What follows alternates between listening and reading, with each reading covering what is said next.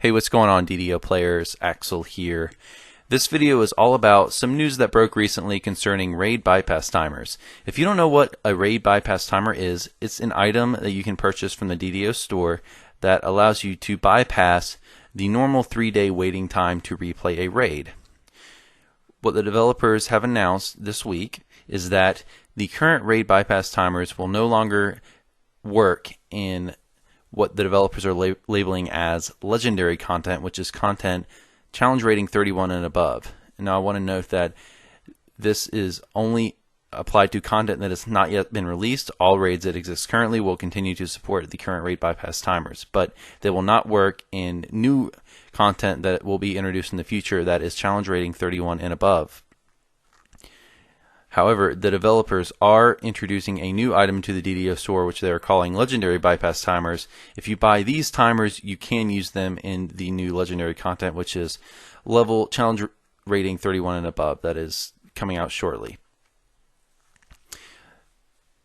I'm going to go ahead and read you the post from Community Manager Cordovan, which was made on the forums. If you want to read this yourself, I'll put a link to it in the description. This is what Cordovan had to say. Hello, we are writing today to let you know about a change in the way raid timer bypasses work in legendary raids. We want to get this information out to you now rather than wait before you see it on Lamania to separate out the discussion and focus feedback on other aspects of Update 29 when Lamania arrives with its first preview soon. Update 29 introduces legendary rating to DDO, which are new raids that are challenge rating 31 and above. For legendary raids, players will be able to bypass the 3-day raid timer through the use of a legendary raid timer bypass, which will be available in silver and gold daily dice as a rare chest drop and in the DDO store. Non-legendary raid timer bypasses will keep their current functionality in non-legendary raids, and we will not be adjusting their ability to be used consecutively. We've heard from the community about the impact that non-legendary raid timer bypasses have had over the past few years, including a desire by some to set usage limits on these timers. The feedback we've received on this subject has been often controversial and mixed, and we've spent quite a bit of time discussing the issue internally. We prefer to allow the current timers to function as they are without adjustment. The number of raid timer bypasses in the game is immense, partially due to the duplication exploits of the past, and partially due to the volume of timers given out in the past via daily dice and the 8th anniversary card event, which was too high. Regardless of the cause, we want to respond to the desire by the community to make sure our rating seed remains healthy and do it in a way that limits the impact on players' current timer functionality by making this change. We look forward to hearing your thoughts. Thanks. End quote. So basically, as I said, the developers are cutting off support for raid timer bypasses for the upcoming legendary raids, which again are challenge rating 31 and above, and they'll be replaced by legendary bypass timers that you can buy from the store. So, reading this quote, it sounds from the dev post that the main reason for this change is to combat duping, and also some of it is, it's also because of community concerns. But the main reason for this change seems to be to combat duping because it's something that community is definitely concerned about. If you aren't aware, there were duping exploits a few years ago. Lots of regular bypass timers were duped, and unfortunately, and that has obviously heavily impacted the in-game rating scene. And unfortunately, with the amount that were duped, I know the developers put some effort into it, but it's just not possible for them to track down and get rid of all those duped timers out of the game. It's just not possible. There's too many of them. They don't have the resources to do that. And I don't know if there's any feasible way to track down which ones were duped and which ones were not. I doubt there is. But anyways, they don't want the harm that these dupe timers cause to the game to continue in the new content, and they're also, as I've said, addressing community concerns. And for that, I applaud the devs. I'm glad they're stepping up and doing something about duping. In the past, they've made the mistake of not addressing duping in a timely manner, but I'm glad that they are addressing it now, and they've continued to address it in the past year or so. So they're doing a good job there. But even though I'm happy they're doing something to combat the duping issue, I feel mixed about this solution. What this solution does not solve is what I consider a problem with people farming 20th lists on Epic Normal. It's still possible, even though, yes, Turbine will make more money now, and there will probably be less people willing to shell out the money, but it's still possible to obtain a stack of timers and get to your 20th list the same day a raid is released if you want to. And I have some problems with that.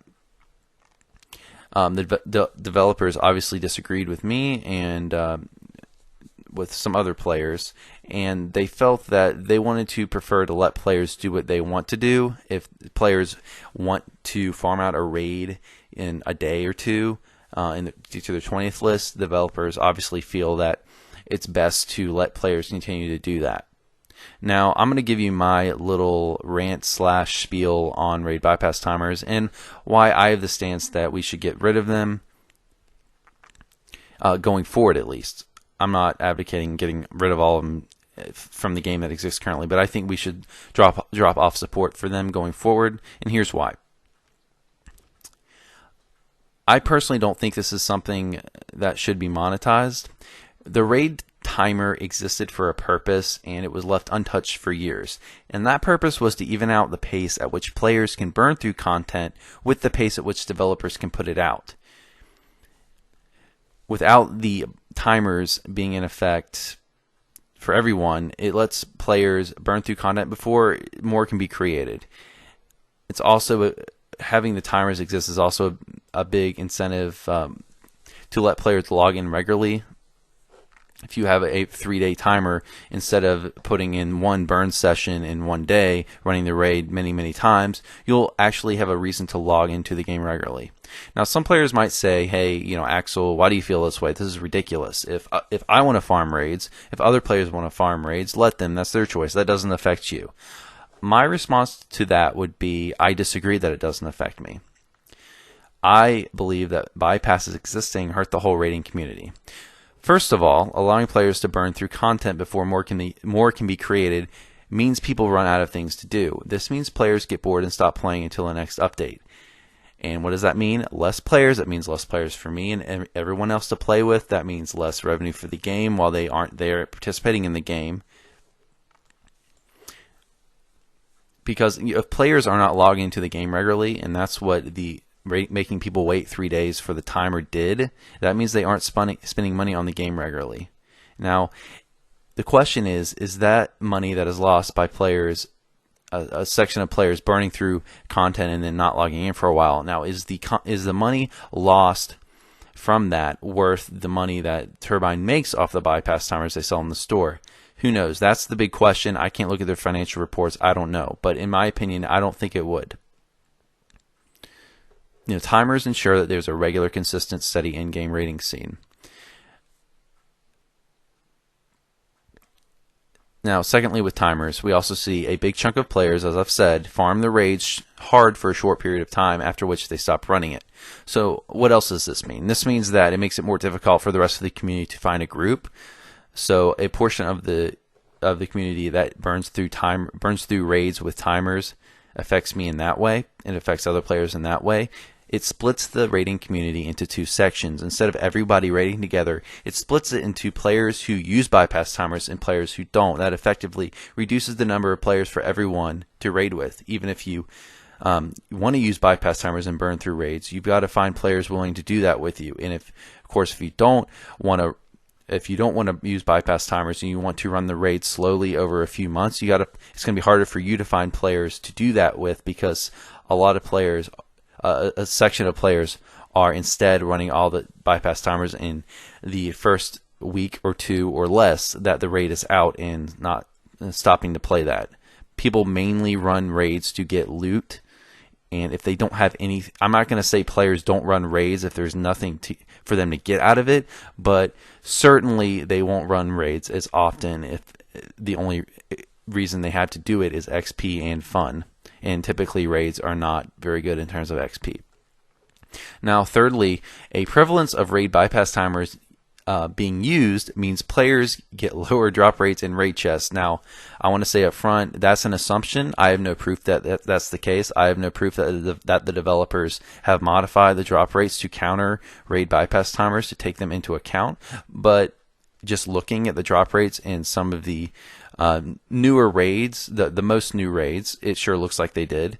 around the time Thunderhome came out, we saw extremely low drop rates in Deathworm, Fire on Thunder Peaks, and then later Mark of Death. It seemed to me like the developers did something to try to counteract raid bypass timers. So by lowering the rates, the drop rates in those raids, that affects me. So if I don't use raid bypass timers, I'm getting a lower drop rate because they exist. So with the developers adjusting for raid bypass timers, that means players who don't use bypass timers are getting affected and being penalized from the lower drop rates. And again, I just want to say that's a little bit of a conspiracy theory. I don't have proof that that exists, so I don't want to come off as accusing the developers of doing that. I'm just saying, looking at it objectively, it looks like that might have been the case. I don't know for sure, but it looks like it might have been the case. Now, fourthly, with the 20th reward list existing as it does, raid bypass timers remove the incentive to run higher difficulties. Unless the raid is very long, there's no point in running anything but epic normal. We saw that with Mark of Death, for example. There really was no reason to run Mark of Death on anything but epic normal because it's a short raid. The drop rates were extremely low, so there was no point in trying to rely on the chest to get your loot. It only made sense to run it on Epic Normal to get to your 20th list as fast as possible. You could run on Epic Elite if you wanted to for fun, but there was no incentive to do that. There was no practical reason to do that other than fun. Or, I suppose, favor. There's a tiny little bit more XP with Epic Elite versus Epic Normal, but again, people don't run raids typically for XP. They run it for loot. And I'd also want to say about my third point, it looks like the drop rate for the Fire of the Just was increased compared to the other rates. So while we don't know if the developers adjusted for raid bypass timers with Mark of Death, Fire on Thunder Peaks, and Deathworm, it looks like they are not doing it anymore. So at least for now, we are looking. It looks like the developers are giving us, drop rates on par with what we've had in the distant past. Because you can run Fire of the Just on Epic Normal and actually see loot. That just wasn't the case the vast majority of the time with some of the Thunderhome raids and Mark of Death.